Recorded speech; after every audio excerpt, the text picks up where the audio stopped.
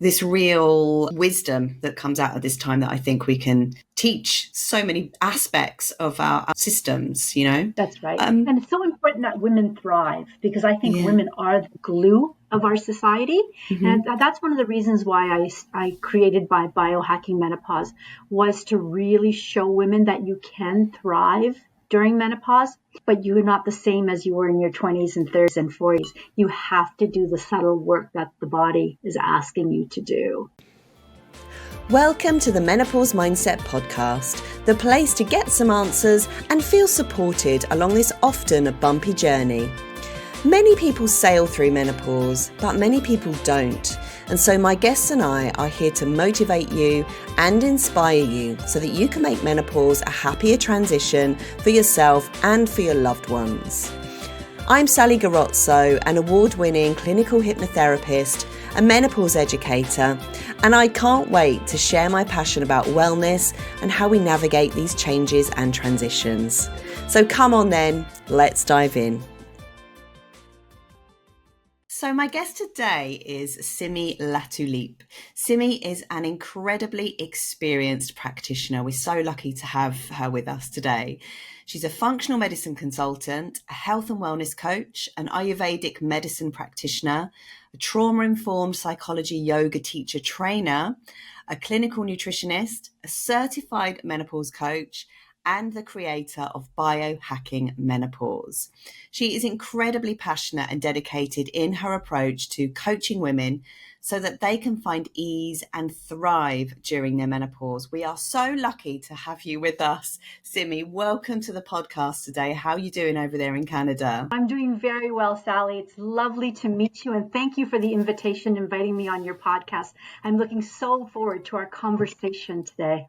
Oh, me too. Your qualifications are just like, you know, you could keep going. I need a big scroll to read them out.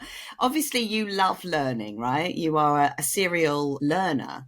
When did your passion for learning start? Well, I think it's always fun to be curious, right? And I don't think we ever in our lifetime stop learning.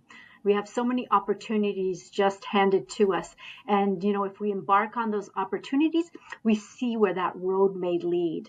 And I have to say, life's been fascinating in the terms of the learning opportunities I've had. Everything from Ayurveda, which is, you know, in my family DNA, to going to the American Academy of Anti-Aging Medicine, which is a whole new learning experience there, learning from some of the best functional medical doctors in the U.S., and then, of course, just sometimes even just keeping it simple and saying, oh, I think I'll go for my menopause certified coaching certification just because I'm in that realm. So why not?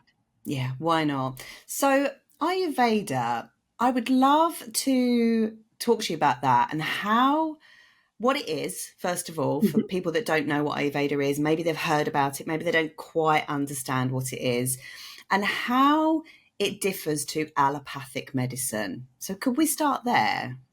Yes, I love that question.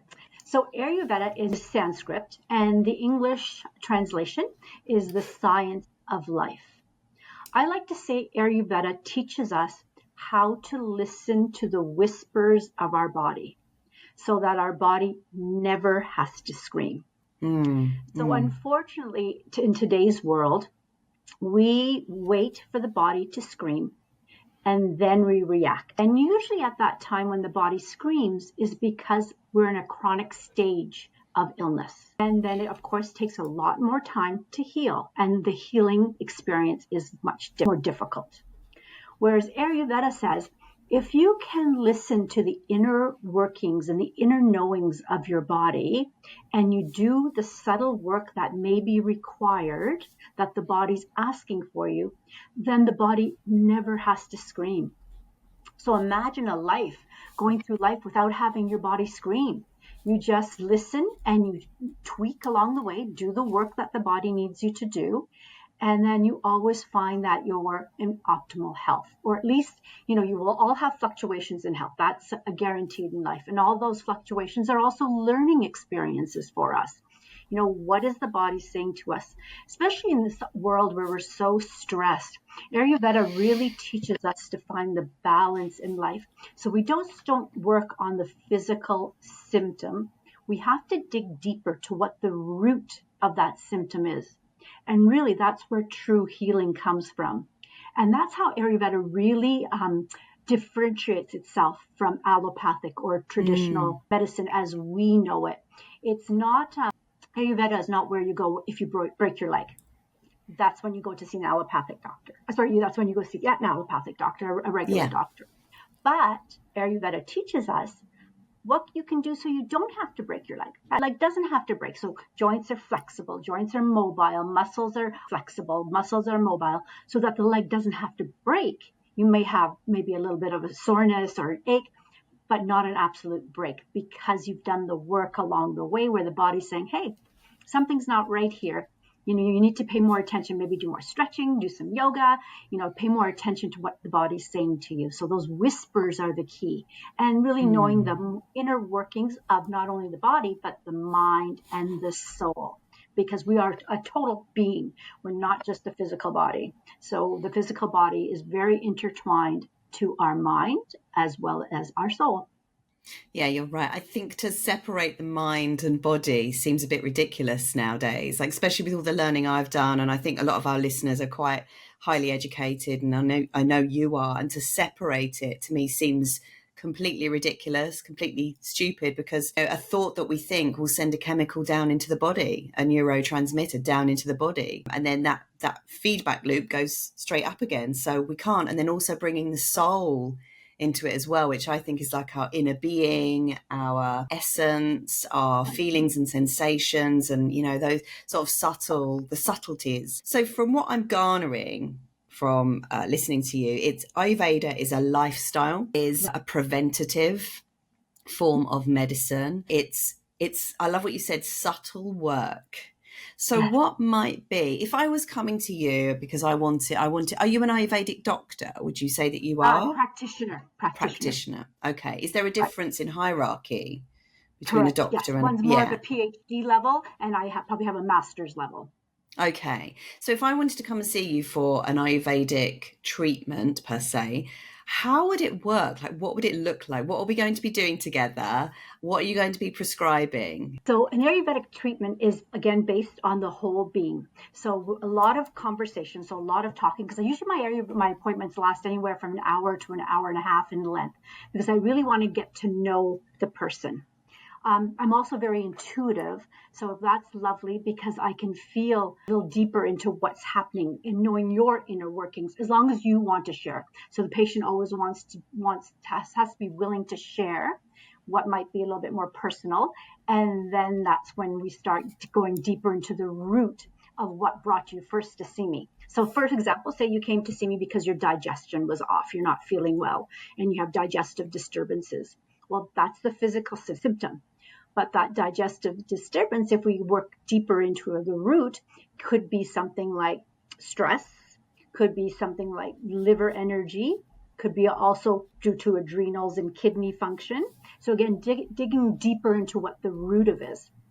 In terms of what I do for diagnostics, I do pulse analysis where I feel your pulse. And your pulse in Ayurvedic medicine has 3 different levels. So there's, the profound level, the subtle level, and then the first level of the pulse. So as you go deeper, I can usually go deeper into a soul of a person. So thinking, and sometimes it's things that I pick up. Again, it's what you're sharing with me. Sometimes I can pick up things past lives. Sometimes I can think of childhood things that are still stuck in the tissues. And then that might be the root of where we have to start to relieve the digestive disturbances. So I, of course, just don't prescribe, say, a probiotic to help with your digestion. I go deeper into the root, and then we work from the root of the problem to find what can help heal. And I find the healing might take a little bit longer because you have to do a little bit more work. But the difference is it changes the whole lifetime. It's not just, taking a supplement or a prescription drug for a little bit amount of time, and then you go get off that, and then it comes back.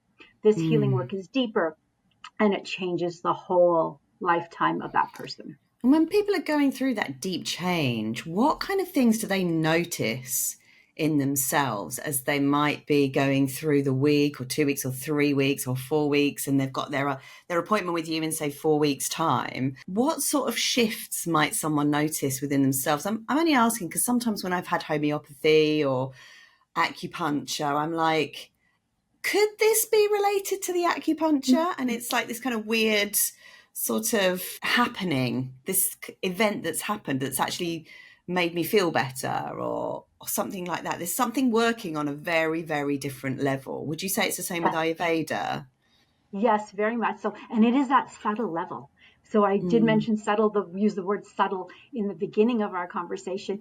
And it's those subtle shifts in the body that can have the biggest impact in how we are feeling. So sometimes those subtle shifts can be just changing your diet. And Ayurvedic medicine really believes that food is medicine. And we're not all built the same, so we can't eat the same foods. And especially going back to that patient, maybe with the digestive disturbances, food is probably a critical part of why that person may be suffering. But again, that's not the root of the problem, but that's somewhere that we can work to fix. And doing the work in those 2 to 3 weeks would be definitely a change of nutrition. Yeah. So finding what the triggers may be for that person with the digestive disturbances to start eliminating foods that may be causing that. And then, of course, Ayurvedic medicine also works with the doshas. So the doshas are our constitution, and that's how we're made. So when I said in the beginning to our inner workings, the doshas are very much of our inner workings.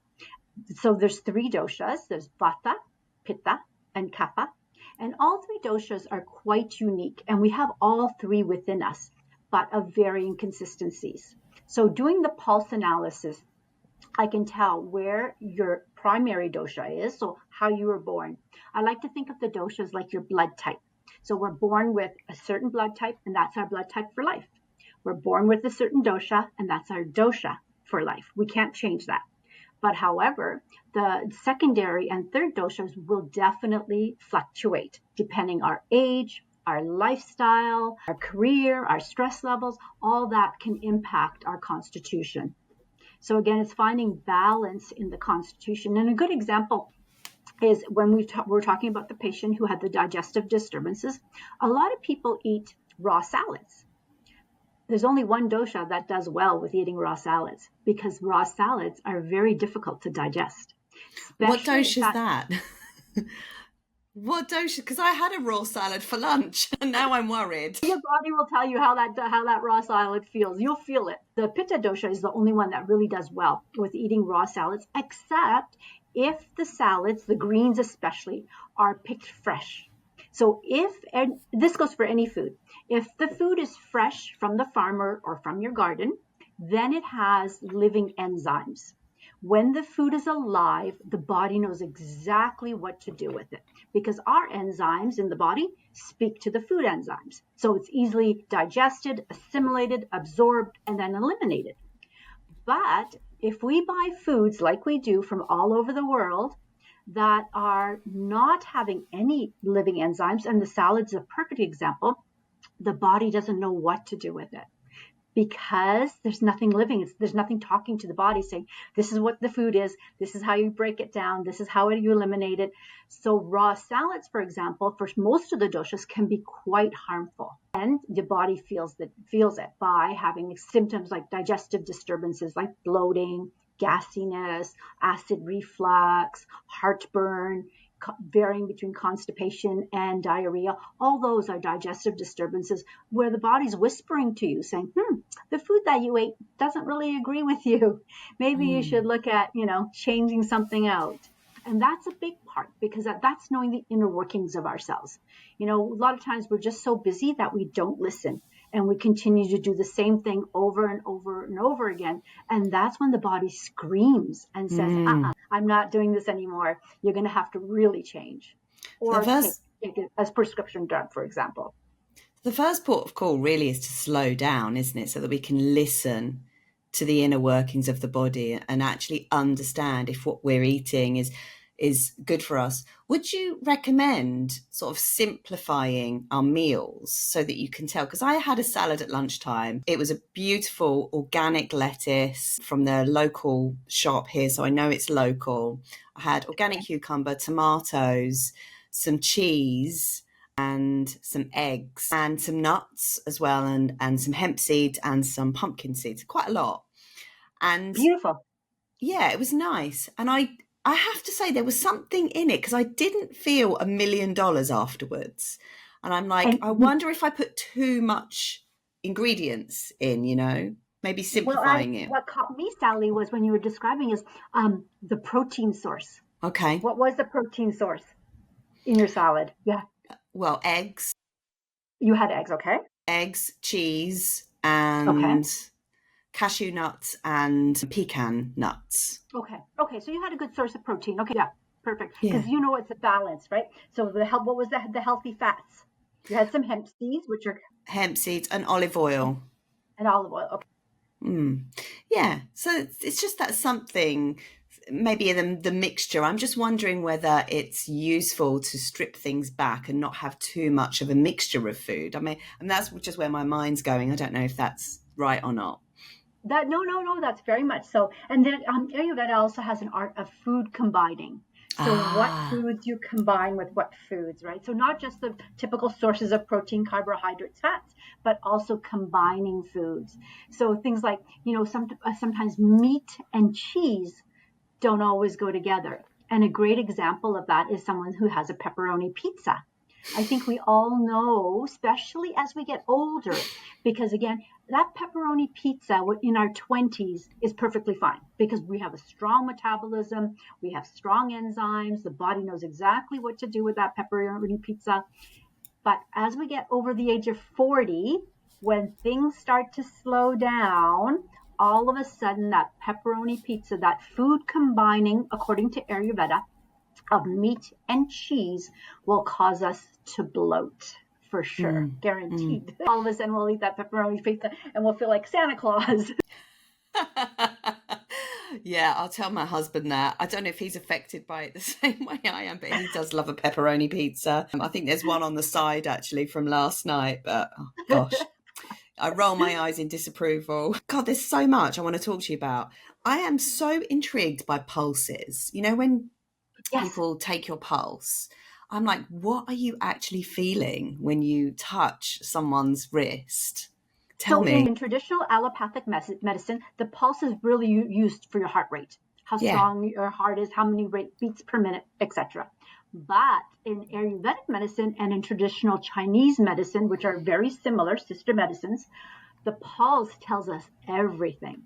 So I can see your organs, I can feel your soul, I can feel your doshic imbalances. So whether, first of all, if you're a Vata, Pitta, or Kapha dominant person, as well as where the imbalances may lie. And that's my starting point for working with the person to get the deeper healing that the person needs is looking at the pulse. But I Mm, also do virtual consulting because, of course, since COVID, we've had to shift and pivot our ways of working. hmm. And so with virtual consulting, because I can't feel the person's pulse, I look at their tongue, and the tongue Mm, tells you a lot about the pulse as well. And so the tongue therapy works well. And there's also an art called Ayurvedic face reading, where all the lines on your face tell me what's happening inside your body. So each line represents an organ. And so I can see how your adrenals are, I can see your digestive system, I can see your liver, etc., etc. And that also gives me a good indication of where we have to work. So indicative that it's all connected, isn't it? Like the face is telling a story, the feet are telling a story, the tongue is telling Yes. a story of what's actually going on inside. And if you've been trained well, you can read it. It's just like learning a new language, I suppose, isn't it? That's right. And that's Yeah. one of the reasons, Sally, I included the face reading. I thought, you know what? I want to include something for the women to be able to also not to give back to themselves, but also give back to family members and friends. And I thought the easiest one would be face reading because we always look at everyone's face. But if Mm. you can see something and again be preventative by saying, hey, I see something going on in the heart. How are you feeling lately? maybe you should get that checked. Again, it's just a tool to see for the deeper inner workings of yourself or of someone else, to say, hey, you should look into that. There's something going on there. So I thought that would be a good tool to include, for just because as women, we are traditionally the ones who are the caregivers. Yeah. And as we give care, the more that we can help anybody, ourselves, our family members, our friends, the better that they feel and we feel, because you don't have to come into that place of chronic illness.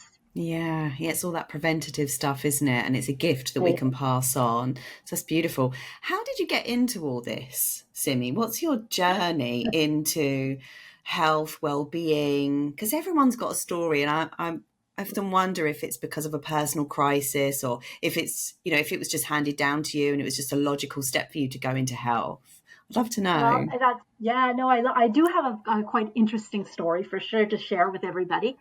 So I went to university and I did a degree in business management.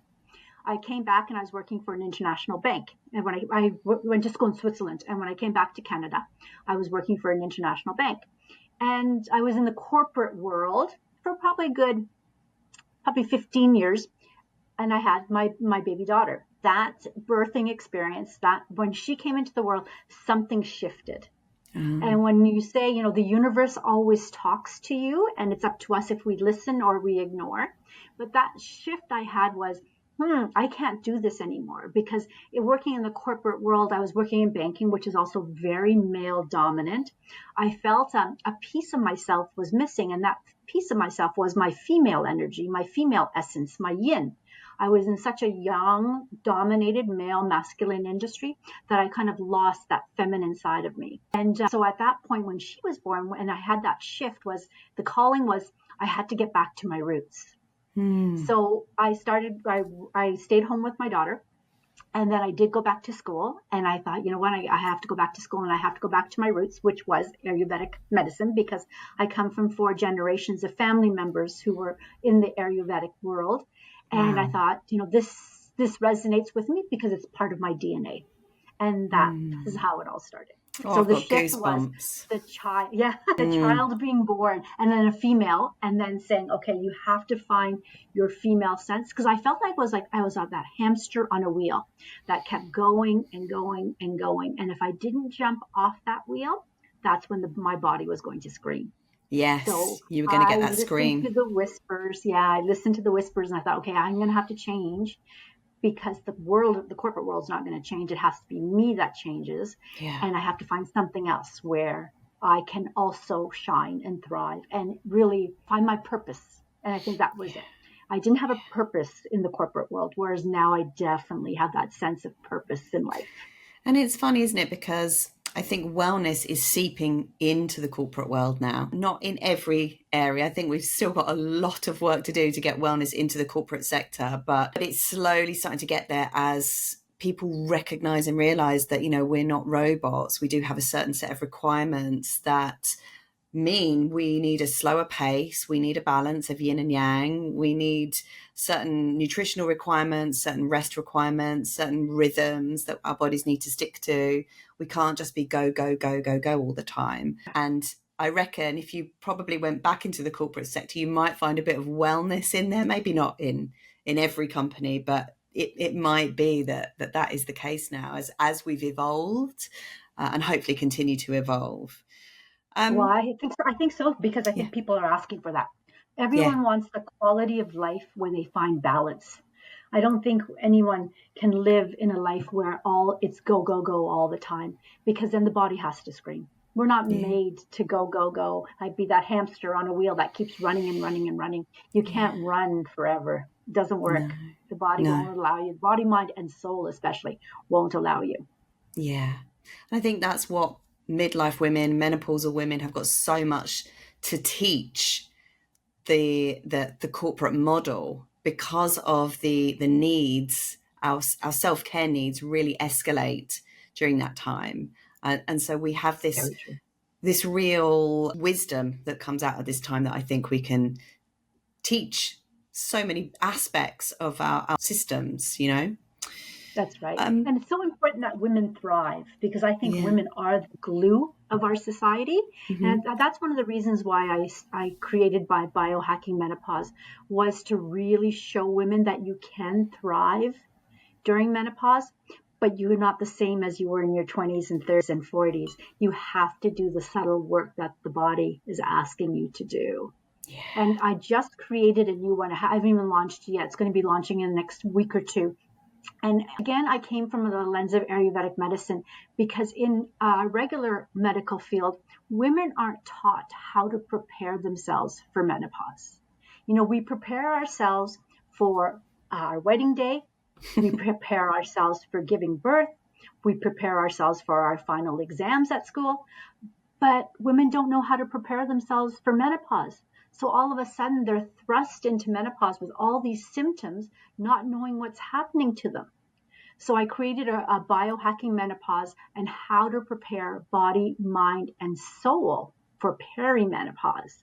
So aiming at that younger group in their mid-30s to mid-40s to say, hey, maybe you should look at preparing yourself, because if you don't and you are that hamster on a wheel and you come into menopause, I guarantee you'll have every symptom known, from weight gain to hot flashes to night sweats to insomnia, because the body's screaming. And the body doesn't have to scream during menopause. You can have a really easy, simple, peaceful menopausal journey. But again, you have to do the work. Yeah. And I want to let people know, and women know, that I want to help them do the work, because I know what work has to be done. And in our traditional medical system, we don't even go there. Unfortunately, a lot of women, when they first see their doctor, are misdiagnosed. They think they have, anxiety or depression, and are put on SSRIs to help them cope with hot flashes and such. But that doesn't have to be, because that's not the way, especially in the Eastern medicine world, and the Eastern, when women were maybe a little bit more quiet. They did, our time of our grandmothers and sometimes even our moms, they didn't work outside the home, so they could really take care of themselves in a different way. They didn't have the same stress levels. Yeah. And I have to say, I think stress is the number one factor in why women don't thrive and suffer during menopause. So if you can reduce the amount of stress that you have and balance body, mind, and soul prior to menopause, then you know what? You won't even feel like you're going through menopause, because you won't have any symptoms. It's like most things in life. The more we prepare ourselves, the better we prepare ourselves, the better the results. Absolutely. This episode is brought to you by my new live workshop on World Menopause Day, How to Heal the Trauma Underlying Your Menopause Symptom Severity. Have you ever wondered why you still feel anxious and overwhelmed even though you try to do all the right things?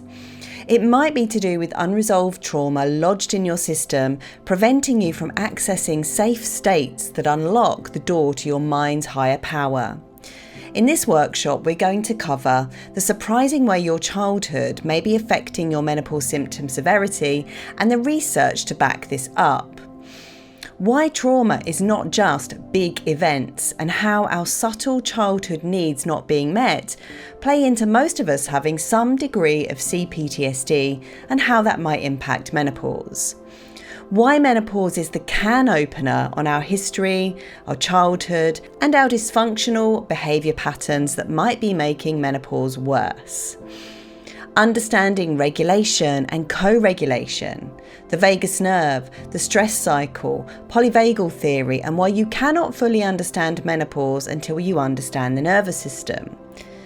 How the brain and our perspectives play a role in healing through menopause. What the research says about the mind's involvement, and how that can help our menopause transition. Understanding why the old paradigm of healing through menopause needs a complete refresh, and what the new paradigm actually looks like. So if you're ready to take a fresh look at menopause, join me live on Zoom on this auspicious date, World Menopause Day, Friday the 18th of October at 3 p.m. UK time. We're going live on Zoom, and the replay will be available. Just head on over to sallygarozzo.com/healing trauma. I can't wait to connect with some of you live on Zoom on Friday the 18th of October at 3 p.m. UK time 2024. The link once more is sallygarazzo.com/healing trauma. And of course, that link will be in the show notes. So what are some of the stress reducing techniques that you would recommend that perhaps you do for yourself on a daily basis to sort of help manage those stress levels? Because I absolutely agree with you. Stress makes menopause worse. Like full stop, underline, write it in red. You know, if you remember nothing else, just remember that stress makes menopause worse. So how do you like to manage stress? How do you recommend others do? So every woman is different and unique. And for them, you have to find what works for them. So for some women, yoga might be perfect. For other women, it could be meditation. For others, it could be simply taking the time to be in nature.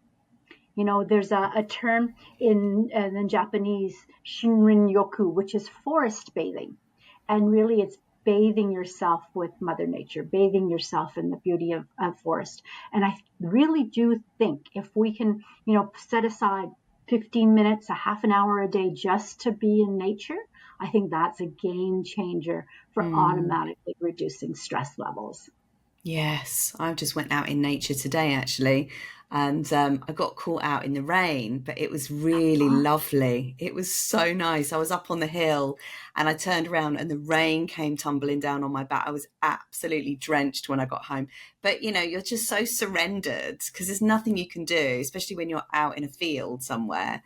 And honestly, I had tingles all over my body. I felt so alive. I felt refreshed. I felt enlivened. Yeah, it just felt brilliant. So I love that you said that. And rain, of course, is very cleansing. So it's also the mechanism also to cleanse. So maybe, to get rid of old things or just to, release unwanted emotions or holdings, whatever it may be. But rain is definitely very cleansing. Yeah, I definitely felt it all wash away, especially around my head. It felt great afterwards. I love it. I just want to dive into a little bit more about the doshas. So it suddenly struck me that you said Pitta, Kapha, and Vata. Correct. Those in probably the terrible accent that I've got here. No, that's lovely. Can you explain a little bit more about those constitutions and what constitutes those constitutions? So let's start with Vata. So Vata is earth energy, air energy. And Vata tends to be the energy, especially during menopause, that's more disruptive. So I like to think of the Vata type is usually someone who might be a little bit taller, very slender and slim. They're the ones who sometimes may have a disconnect between mind and body because there's so much in their mind that they don't always listen to the feeling body. They're too much into the thinking mind. So the goal for Vatas is to make sure that they develop their connection between mind and body. And usually when we're too much in our mind, so the mind is full of chatter and overactive, it's usually because we're not grounded. So just simply grounding exercises, grounding movements are very essential for Vatas. I like to think when people travel, just to remind themselves they're going to be in a Vata state because they've taken on so much air energy from the travel, and then they've come into a destination that may have different time zones, definitely may have a different climate. So again, you have to take time to ground into your destination. And I think organically we know how to do that, where we go outside for walks, we go barefoot in the grass or the sand, we get that sunlight when we arrive. All those things are really beneficial and very important for grounding and then for that Vata energy. Okay, that makes sense. The next one is Pitta. So Pitta is fire. So those are our fiery type of personalities, our type A personalities. For Pittas, the most important thing, especially if you're a Pitta woman, is to make sure you find balance between yin and yang. So the male and female energy. The Pitta woman tends to be more on the masculine side. So again, they have to make sure that they come into their female energy. Otherwise, they can suffer from sudden types of more masculine ailments like strokes, heart attacks. So that's very Pitta dominant because they've lost their balance between male and female. And gallbladder issues as well, perhaps, because Yes, isn't liver, gallbladder? liver. Yeah, Yeah. gallbladder, liver together. Because of course our anger, things like being judgmental, condescending, those are all Pitta characteristics. And those are in the corresponding organ would be liver, gallbladder, Yeah. definitely. Yeah, I So think I'm a Pitta's, pitta. but then they have to slow down. They have to slow. Yeah, That's that the is my key for thing. them in life. Yeah, and sometimes that's the hamster on the wheel. So they have to learn to jump off that wheel and find that quiet time where they just do nothing, and that's really difficult for Pitta, not do anything. But Yeah. at the same time, they can have a strong creative essence. So if they seek that creative side, which is also very female dominant, they can really thrive in their Pitta energy. That makes sense. Yeah, I've just started to do some really lovely somatic practices actually for my body to slow down. I'm really listening to those whispers because I ended up with quite a bit of joint pain and I was like, oh, you know what? I'm doing too much in the gym. I was lifting too heavy. And I'm a big believer in doing a bit of resistance training at menopause Yes. for sure because of the Mm-hmm. sarcopenia that we have at menopause. But I think I was going too much the other way, and I think my body was not enjoying the amount of lifting that I was doing. So I've actually started to counter it with a lot more slowness and slow somatic movement. So I'm loving the validation that I'm getting here. I love somatic. I teach somatic yoga, so To I you, love somatic. Yeah, because and especially as we get older, I love somatic too because you feel the difference between the two sides of your body. If you started doing somatic work on the right side and then you come into a place of stillness and you feel the difference in the flow of energy and circulation and blood flow all on that right side, and then you match it with the left. So yeah, it's yeah, brilliant, brilliant. yeah, I'm finding it very releasing. Yes. As opposed to holding, which the weight training and the running was all very like holding. And yeah, the somatics is all very releasing. So I honestly feel like I could probably do it every day for a whole year and just not bother with any of the other exercise. And I'd probably feel cured after that. So, No, you need a balance though. You need a balance because you're right. Absolutely. Weight training is very important, but you need a balance between somatic and weight training because you okay. can do those. And I wouldn't say every day, especially for the weight training. And depending on the somatic, because there's such a vast range of movements that you can do. But again, Yeah. if you listen to your body, if you go for a big run and your hips are tight, well, do some somatic hip releases Yeah. is magic, right? It just changes everything. Yeah, yeah, it really does. Honestly, I'm just like, I'm so changed by it and inspired by it as well. So then we have Kapha. Is that right? Yes. Or Kapta? That's right. Kapha is the last one, Kapha. and that is our water element, water and earth element. So the Catholic people tend to be the caregivers. So they tend to be the ones who are in a career of giving. So nurses, social workers, teachers, they have to remember to give back to themselves. Mm, So unfortunately with Kapha women, they tend to give and give and give, and then they get depleted. So adrenals and kidney energy for kapha are very important. And just making sure that they take that time for self-care. Kapha tends also to be more, they tend to carry more mucus in their bodies. So they may suffer a little bit from weight gain or excess weight. So again, managing the energy in terms of making sure that they're always moving and the energy is always circulating is important for kapha. Otherwise, they will have problems later on in life in terms of excess weight and excess things happening in the body with mucus forming and too much watery retention. that makes sense. I've definitely had a bit of that actually as well recently with oral thrush that Ah, occurred a few months okay. ago. Yeah. So is it that, so you're born with a dosha type, and then as you go through life, and especially as you hit menopause, some of the other doshas within your body can become out of balance. Is that right? All the time. So we're Okay. born with our main constitution, so similar to blood type. Mm-hmm. But the other two doshas, so sometimes we can have a combination, we can be just one dosha, we can be a combination of two of the doshas, and very few people are a combination of all three doshas as primary doshas. We call them prakriti, your main dosha. But imbalances are always there. So that's where the other two doshas can vary depending on our lifestyle, our stress levels, our profession, our family life, etc. And it's to know where the imbalances are. That's just the key, is to know the imbalance so that you can work on healing the imbalances. Yeah. Yeah, brilliant. Thank you. You've cleared up a big old mystery for me there. So that's brilliant. And I hope our listeners are like really kind of getting the idea, getting a feel for Ayurveda and how it might actually help them. So if someone is coming for like hot flushes, for example, and they've got a problem with hot flushes, night sweat, there's a lot of heat in the body, what sort of food might you prescribe? What sort of lifestyle medicine might you prescribe for someone like that? So with hot flashes specifically and the fire in the body, that all speaks to pitta energy. So the imbalance would be in the pitta dosha. So to bring the pitta dosha back into balance in terms of just using food as medicine, I would say, first of all, reduce any acidic foods. So garlic is a big one. Tomatoes is another one.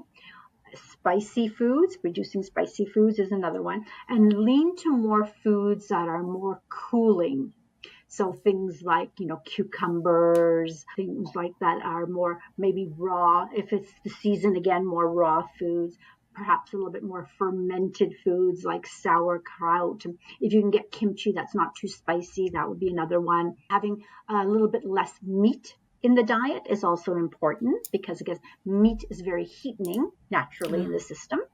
So going to things that are lighter, like that more seafood, for example, fish in the diet is another way to help in terms with the hot flashes and such. And we're bringing pitta back into balance.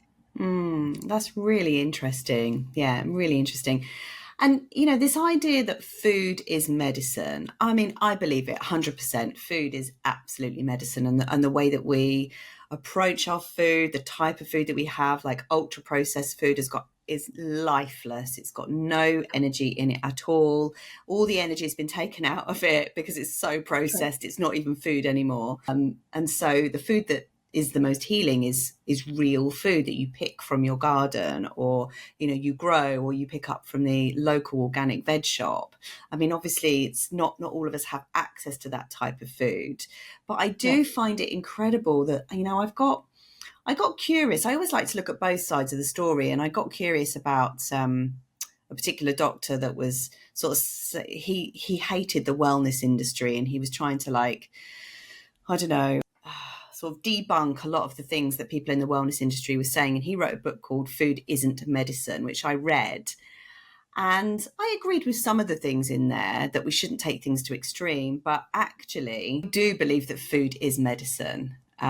Because I know how I feel after a pepperoni pizza, and I know how I feel after a fresh organic salad. And there's just how can it not be medicine? Because the way that you feel, like, it's doing something to you that's making you either feel better or worse. That's right. I always say food can either heal us or food can harm us. So again, that pepperoni pizza may be harming for some of the doshas. Some of the women can, for some people, that salad will be very healing, but also that same raw salad can also be very harmful for some people. So again, it's everyone's so unique, right? We can't say one size fits all because it doesn't work that way. And that's how Ayurvedic medicine really differs from traditional allopathic medicine. It's not one size fits all. It can't be. We are so unique in our own ways that I always feel, if the more that we know about the inner workings of ourselves, the better doctors of ourselves we can become, because we do have to be our own best doctors, especially with our medical system nowadays. The more that we can say, hey, something's wrong, and go to see our doctors, our medical professionals with our own insights and the strong beliefs that we hold, then I think that's when they can be more caring and more supportive of what was going on. Yeah, that was actually going to be my next question to you, was the idea of being your own best doctor. And My dad has always installed that belief. My dad has a real problem solving engineering mind. He's 86 now, and Beautiful. he's as fit as a fiddle, doing all the right things. But he's always like, I remember when he used to come home from work, he had his own business. He used to sell motorbikes. He had his own shop, and it was a very physical kind of job. And he would come home and he would lay on the floor, arms out like this, with his chest open. And he'd lay there for like 10 minutes, completely surrendered, doing Shavasana. Shavasana. Exactly. Yeah. And me and my mum thought he was mad. But obviously now I'm in the wellness industry and I'm like, my God, he was so forward thinking. He's He was always, receiving. He was yeah. receiving, like he was open to receiving from the universe, right? Yeah, absolutely. I And love that. then he would get up and then he'd cook dinner and everything would be well in the world again. And the other thing as well, he had like a bad knee.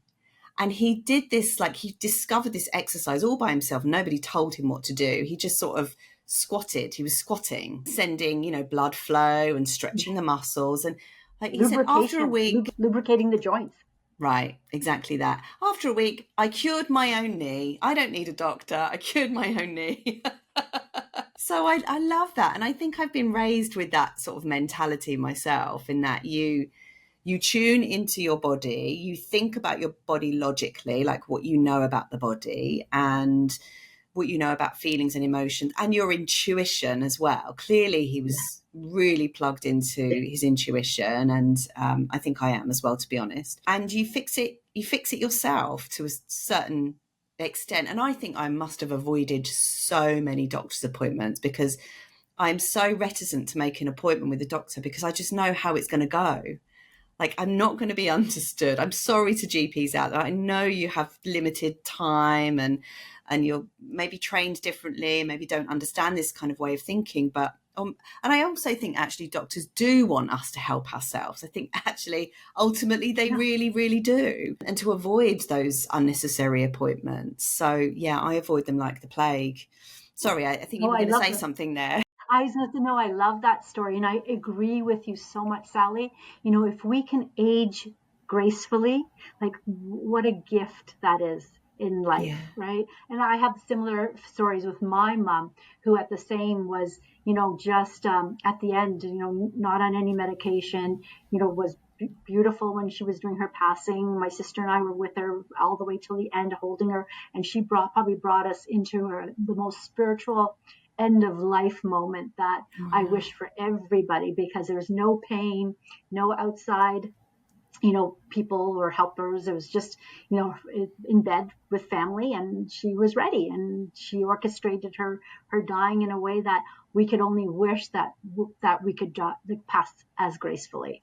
But like your dad, who's still in wonderful health at a beautiful age, that's aging gracefully. That's having vitality at the end of our life. And, we look forward to the next day and the next day. And, that's what we want. That's what we all want. And I think that's our mission as health and wellness gurus or helpers, is to make sure that everyone can age gracefully so they don't have to suffer through the end of life. That's not a way to go. That's not memorable. Nobody wants that. And I guess when we put these practices into place earlier on, then the likelihood is we will reinforce those practices as we go through midlife, menopause, and into postmenopause. They will just naturally become a part of our everyday life, like breath work or meditation, eating well. It's just knitted into the fabric of who we are, who we've become. It's in our identity. It's no longer something that you have to try to do. That's right. That's right. And I think there's a new movement as well called intuitive eating, where your body tells you what it wants to eat. And then you, as long as you ask the question, you'll get the answer. But usually we don't ask. We open the fridge and we make ourselves whatever we make. But really, is that what your body wanted? That's so true. You've got to ask the question. Yeah. Ask the question. Yeah. And That's so sometimes true. you do want that pepperoni pizza, and you honor that because you're allowed to, right? But, if you ask the question and then you wait to hear the answer, and again, it's finding that quiet, that stillness. because that's when the answer comes. If we're always going and doing and we're that hamster on the wheel, there's no answers because you can't listen to them. You're not in that quiet space. So it's that, asking and then waiting for the answer. Yeah. And just for me, like just closing my eyes and really feeling my body. So feeling what my body feels like, and then imagining perhaps eating certain foods and what that might feel like to my body. I'm just thinking what I've got in the fridge. Am I going to make steak and broccoli with onions tonight, or am I going to make an aubergine? Because aubergine can be a bit itchy, can make me itchy. And it's like, do I feel like I've got the histamine capacity to deal with an aubergine and peppers, So it's like, I do think the more you understand, like from the more you've read, the more people you've spoken to, like the more of an understanding, and then you map what you're reading, so what you're taking in from a brain point of view to your body, the way that you feel, and that comes with self-awareness. The more you get into this intuitive eating, actually. That's right. So we're all intuitive beings. We all have our answers. We know that. We know ourselves the best. So we know what we need. But again, it's that, believing in your intuition and then listening to the guidance and then working or making your way towards what the guidance says, bringing to fruition. Yeah, absolutely. Love it. I've loved this conversation. So just finally then, what advice would you give to a woman, say in her early 30s, who wants to prepare for menopause? What's some of the advice that you could give to her? So in my program that I have, Prepare Biohacking Menopause, Preparing Body, Mind, and Soul. So the easiest one for most women is the physical. So I would say, ground, make sure you feel grounded and rooted, and make sure you have a good connection between mind, body, and soul. So if you find that the mind is continuously chattering to you and talking too much, that gives you a sign. That's your indication that says, okay, I need to ground some more. So, go into the forest to ground, ask Mother Nature for help, do some yoga, do some meditation, whatever feels best for that person. But grounding is a great one to help reduce the stress and then also to help connection into the feeling body. And the feeling body is our yin energy, is our female essence. So letting go of that busy mind, which is the male energy, the yang energy, and bringing balance to male and female sides. Yeah, perfect. That's such good advice that I wish I had in my 30s, actually, especially in preparation for what's to come. So any 30-somethings listening to this, really take heed, because it's such good advice. And, grounding for me has been something that I do daily now. If I don't do it, I feel awful. I have neck pain, head, because it's all the energy is too up here, So Correct. Dumping that energy out, a salt bath is wonderful. Turning all the tech off, just laying there in complete silence is great too. So get all these practices in early. How can people find out about you, Simmi? What have you got on offer for people? Where are you most active on your social media? What's your website? All of that. Yes. Well, thank you, Sally. So I do have a Facebook page for Biohacking Menopause, and you'll see my name there. So Biohacking Menopause on Facebook. And then in Instagram, it's my first name, Simmi, and then Lelle, and 22 is my Instagram handle. And then the website is www.menopause-biohacking-secrets. And there you'll find both the programs for people who are actually in menopause and then how to prepare for menopause for the younger generation. Oh, that's wonderful. And do you do one-to-one consultations? I do virtual one-on-one consultations as well as in person for those who are in Banff, Alberta, Canada. Otherwise, virtual works well for everybody in the world. Yeah. Brilliant. Thank you so much, Simmi. I have really enjoyed talking to you and getting all your wisdom and just loving your energy. So thank you so much. Oh, thank you, Sally. Mutual as well. All the best to you. Continue all the beautiful work that you're doing. You're magic in the world. Oh, thank you very much. So I'd love to know what your biggest takeaways were. Be sure to leave a comment below and subscribe, like and share. Just so you know, not all podcasts are uploaded here, So if you want the full array of episodes, head on over to Spotify or Apple and search The Menopause Mindset. You also might like to come and find me on Instagram, Facebook, LinkedIn or TikTok. Just search at Sally Garozzo Mind Mentor. All right, folks, thank you so much for your support and attention. It means the world. Have a great week and I'll see you next time. Bye for now.